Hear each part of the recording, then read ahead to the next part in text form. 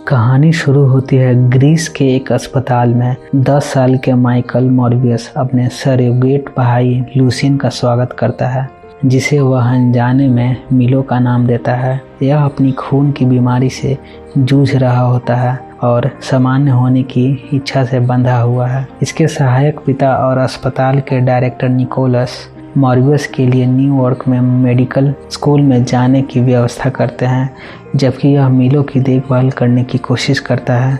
फिर 25 साल बाद मॉर्बियस ने नकली खून के साथ अपने काम के लिए सभी को नोबेल पुरस्कार देने से इनकार कर देता है। फिर इसकी पार्टनर गर्लफ्रेंड बैनक्रॉफ्ट को पता चलता है कि मॉर्बियस बिना किसी को जाने ही कोस्टा रिका के दर्जनों वैम्पायर चमगादड़ों को पकड़ लिया है, ताकि अपनी बीमारी को ठीक करने के लिए इसकी जीन को अपने जीन से अलग कर सके।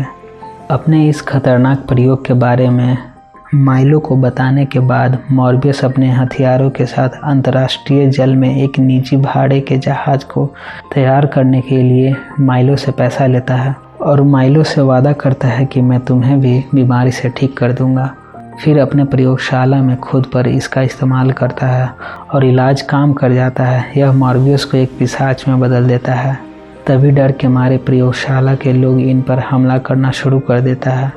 मॉर्बियस सभी प्रयोगशाला के लोगों को मार डालता है, पर अपनी गर्लफ्रेंड को नहीं मारता है। जब एक मॉर्बियस का नकली खून कम हो जाता है तो यह अपने होश में आ जाता है। फिर डरा हुआ मॉर्बियस अधिकारियों से संपर्क न करने के लिए और यहाँ से भागकर जहाज पर कूदने से पहले अपने प्रयोगशाला के सभी सीसीटीवी फुटेज को मिटा देता है। मॉर्बियस न्यूयॉर्क लौटता है और देखता है कि अब इसके पास बहुत शक्ति, गति और इकोलोकेशन है। इसके पिशाच चमगादड़ इसे अपने में से एक ही जैसा मानते हैं।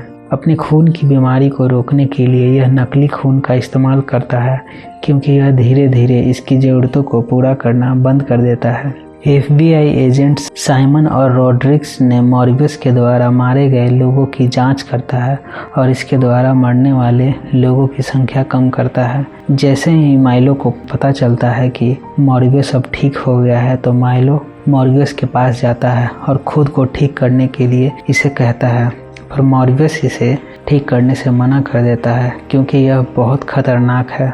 मॉर्बियस के मना करने के बाद माइलो बहुत गुस्सा होता है और यहाँ से चला जाता है। कुछ समय बाद मॉर्बियस जब अस्पताल में भर्ती बैनक्रॉफ्ट की जांच के दौरान एक मरी हुई नर्स मिलती है जिसका खून बह रहा था, तभी पुलिस मरी हुई नर्स का दोषी मॉर्बियस को मानता है और इसे गिरफ्तार करने की कोशिश करने लगता है।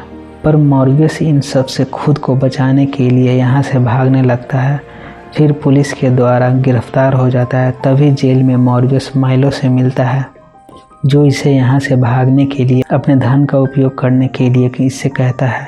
फिर माइलो के यहाँ से जाने के बाद मॉर्बियस इसकी छड़ी को महसूस करता है। तभी इसे पता चलता है कि उस नर्स को मारने वाला और कोई नहीं, माइलो ही था, क्योंकि माइलो मॉर्बियस की प्रयोगशाला से खुद को ठीक करने में सफल हो जाता है और यह बात मॉर्बियस को अब पता चलती है और मॉर्बियस से ज़्यादा ताकतवर बन चुका है। मॉर्बियस जेल से भागकर माइलो का सामना करने चला जाता है। इधर एक बुराई का रास्ता अपनाने वाला माइलो लोगों को खून करना शुरू कर देता है। अपने भाई माइलो से मॉर्बियस खूब लड़ाई करता है। दोनों में दमदार लड़ाई शुरू हो जाती है। फिर मॉर्बियस यहाँ से भाग जाता है। यहाँ से भागने के बाद बैनक्रॉफ्ट से मिलता है और इसे समझाता है कि माइलो एक नई प्रयोगशाला खोज रहा है और माइलो को रोकने के लिए कुछ करना होगा, और माइलो मरने से पहले पिशाचों के खिलाफ एक एंटीबॉडी विकसित करके इसे खुद पर इस्तेमाल करने की कोशिश कर रहा है, क्योंकि यह अपने खून के बहाव को रोकने में असफल हो जाएगा। फिर स्ट्राउड और रॉड्रिग्स मिलो के हमलों में से एक का फुटेज ढूंढते हैं और मॉर्बियस के पिशाच बनने पर विश्वास करते हैं और फैलाने के लिए इसे मीडिया में जारी करता है। इधर निकोलस माइलो को पहचान जाता है और इसे यह सब करने से रोकने की कोशिश करता है। निकोलस माइलो से कहता है कि तुम मॉर्बियस से ज़्यादा ताकतवर नहीं हो सकते। यह सुनते ही माइलो निकोलस से बहुत नाराज़ हो जाता है और गुस्से में इसे घायल कर देता है, ताकि निकोलस को बचाने यहाँ मॉर्बियस आ सके। पर मॉर्बियस इसे बचाने बहुत देर से आता है और इधर माइलो मॉर्बियस की गर्लफ्रेंड को घातक रूप से घायल कर देता है। कुछ समय बाद मॉर्बियस अपनी गर्लफ्रेंड के पास लौटता है, लेकिन माइलो के द्वारा बहुत घायल होने से मॉर्बियस की बाहों में इसकी जान चली जाती है। मॉर्बियस इसे बचाने के लिए अपना खून पीने को कहता है। फिर मॉर्बियस माइलो का सामना करने लगता है। इसे अपने काबू में करने और माइलो की एंटीबॉडी को इंजेक्ट करने के लिए चमगादड़ों की एक सेना बुलाता है। फिर कुछ समय बाद माइलो की मौत हो जाती है और मॉर्बियस चमगादड़ों के साथ उड़ जाता है।